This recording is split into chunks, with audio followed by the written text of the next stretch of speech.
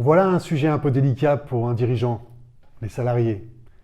Certains d'entre nous, dirigeants de TPE, ont choisi de travailler seuls, par choix, ou pour ne pas avoir à s'embêter avec des salariés. Osent même le dire certains. Et vous êtes plus d'1 million de dirigeants de TPE à ne pas avoir de salariés, hors auto-entrepreneurs. Pourtant, travailler en équipe avec d'autres, même diriger, est assez enthousiasmant de mon point de vue. Fédérer des énergies pour construire une entreprise, un projet, des réalisations, et ceci à plusieurs est quand même une aventure autrement plus intéressante d'un point de vue humain. Mais voilà, on ne s'improvise pas patron. Il existe bien sûr des écoles de management, mais trop souvent adaptées aux PME, voire aux grandes entreprises où la hiérarchie est bien établie et en place depuis longtemps. En fait, je ne suis pas sûr que la psychologie, l'empathie, l'intelligence émotionnelle s'enseignent dans ces écoles. En réalité, le dirigeant, en particulier de TPE, apprend sur le tas à bien se comporter, à obtenir le meilleur de ses collaborateurs, à créer une dynamique positive au sein de son entreprise. Car c'est de cela dont on parle. Un dirigeant, au-delà de son objectif final de développer son chiffre d'affaires, doit créer une atmosphère propice à la création de valeur en créant un climat de travail agréable. Sans céder aux injonctions actuelles du bonheur au travail, la qualité du travail fourni, le rendement des salariés et leur implication dépend largement du comportement du chef d'entreprise. Quel dirigeant n'a pas vécu ces situations où le sort de la journée dépend du sourire et de l'accueil du dirigeant à l'arrivée des salariés le matin? Pour autant, il n'est pas rare dans des TPE de voir des patrons se comporter comme des petits tyrans, provoquant au mieux du mal-être au travail, au pire des burn-out ou des démissions. Ce n'est pas admissible. Nous, dirigeants de TPE, nous recrutons des salariés avec les compétences dont nous avons besoin pour le projet d'entreprise que nous portons et auquel nous demandons d'adhérer en toute transparence.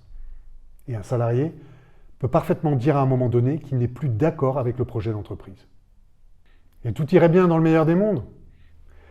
Les problèmes viennent souvent du décalage entre les attentes des dirigeants et des salariés vis-à-vis de l'entreprise. Un dirigeant de TPE voudra faire du chiffre d'affaires, développer un produit ou un service, peut-être sans avenir ou sans marché, mettre en place une organisation qui lui convient, travailler 60 heures par semaine parce que ça lui plaît, gagner beaucoup d'argent, même en faisant pression sur ses salariés. Un salarié souhaitera avoir un travail alimentaire, effectuer le nombre d'heures légales pour se consacrer à d'autres occupations, obtenir des augmentations, même en période difficile, se décharger de certaines responsabilités et peut-être tout simplement avoir un bon salaire. Un dirigeant de TPE doit accepter ces différences, car même dans les entreprises de l'économie sociale et solidaire, le ou les dirigeants assument seuls la charge mentale et les responsabilités. Pour nombre de dirigeants de TPE, il est difficile de comprendre qu'un salarié n'accepte pas de faire plus d'heures pour terminer un travail ou endosser une responsabilité ponctuelle, alors que bien souvent il compense ses heures ou ses responsabilités. Combien d'entre nous effectuons le double du nombre d'heures travaillées légales pour compenser le nombre d'heures laissées par les salariés qui respectent scrupuleusement leurs 35 heures? Je le vois tous les jours dans mon entourage professionnel. Le danger, c'est l'épuisement du dirigeant, obligé de faire 50, 60, voire 70 heures par semaine, au début par goût, puis par nécessité et enfin par contrainte, en négligeant sa vie personnelle et familiale. Évidemment, il n'est pas question de faire travailler des salariés au-delà de la durée légale du travail, ni de les faire travailler gratuitement. Je cherche juste à attirer l'attention des pouvoirs publics sur la situation précaire de nombre de dirigeants de TPE, obligés de surtravailler jusqu'au burn-out parce que la conjoncture économique ou la situation financière de leur entreprise ne leur permet pas de recruter.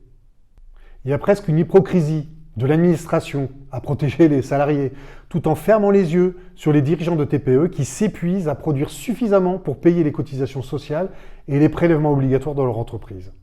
2 poids, 2 mesures. Autre exemple, savez-vous que beaucoup de dirigeants de TPE ne s'autorisent pas à tomber malades par peur de voir leur entreprise péricliter? Il arrive aussi parfois que des salariés infligent aux dirigeants de TPE des reproches ou des attitudes sans réel fondement, mais de nature à les déstabiliser. Le Code du travail laisse une grande liberté à de tels agissements, sans que des dirigeants envisagent même de se défendre. Le lien de subordination est évidemment un frein à la convergence des attentes entre les salariés et les dirigeants. Je suggérerais bien aux décideurs d'envisager de considérer au moins les dirigeants de TPE comme des contributeurs équivalents pour la richesse créée dans les entreprises et du coup de leur accorder les mêmes droits de représentation, de défense et de temps de travail que les salariés. Peut-être faudrait-il envisager d'autres formes d'implication des salariés dans les entreprises, autres que l'intéressement, pour qu'ils s'intéressent aux contraintes et aux difficultés de la gestion d'une entreprise. Un bon dirigeant d'entreprise arrivera à expliquer et à communiquer ses contraintes, mais rarement à impliquer plus ses salariés.